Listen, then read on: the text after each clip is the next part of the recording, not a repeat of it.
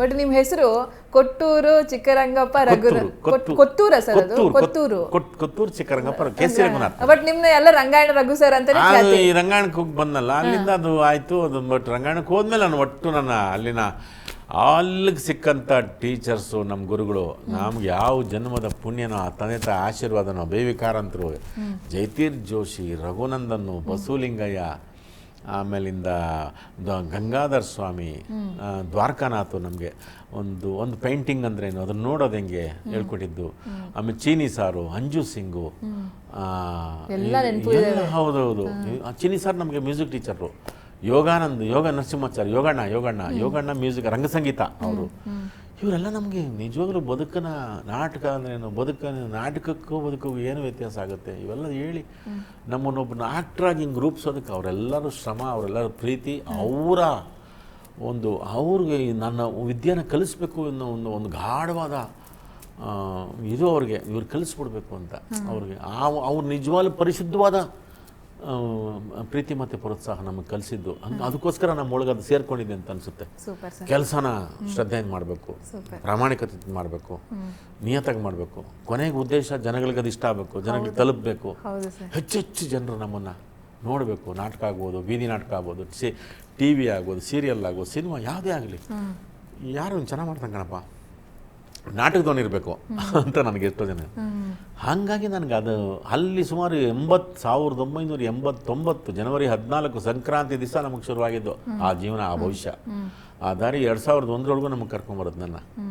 ಇದ್ರ ಮಧ್ಯೆ 92ಕ್ಕೆ ನಮ್ಮ ಬಿ ಸುರೇಶ್ ಅವರು ನಮ್ಮ ಯೋಗರಾಜ್ ಭಟ್ರು ಬರೋದು ಕತೆ ಕನಸುಗಿ ಸುಗ್ಗಿ 95-96.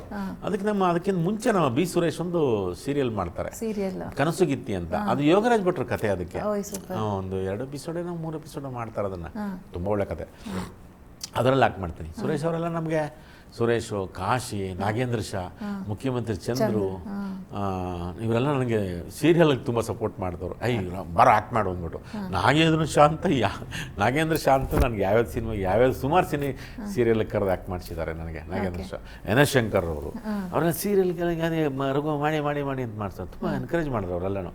ಹಾಗಾಗಿ ಸ್ವಲ್ಪ ಅದರದ್ದು ಗೊತ್ತಾಯ್ತು. ನಮ್ಮ ಬಿ ಸುರೇಶ್ ಅಂತೂ ಯಾವಾಗಲೂ ರೇಸನ್ನು ಎಲ್ಲ ನಮ್ಮ ನಾಟಕ ನೋಡೋಕೆ ಬರ್ತಿದ್ರು ಮೈಸೂರಿಗೆ.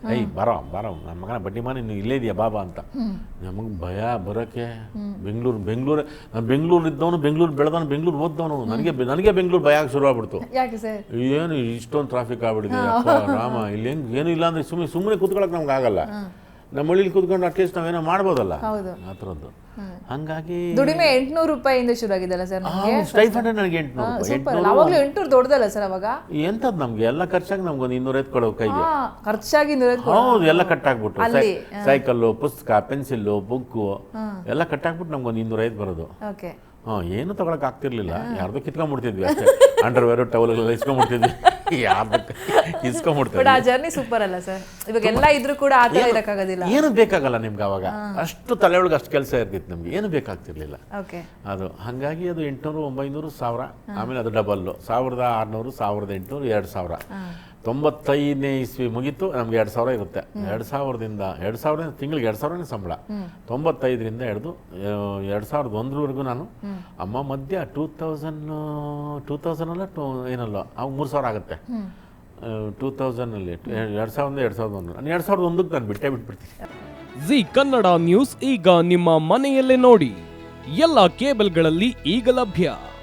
ಸನ್ Direct 292, Jio TV 1334, U digital 162, city cable 51, GTPL 17, Abhishek cables 821, Rockline telecommunication 51, Shri Basaveshwara number 60, Vinayaka digital number 53, in digital number 896ರಲ್ಲಿ. ನಿಮ್ಮಿಸ್ತದ ಜಿ ಕನ್ನಡ ನ್ಯೂಸ್ ನೋಡಿ ಆನಂದಿಸಿ.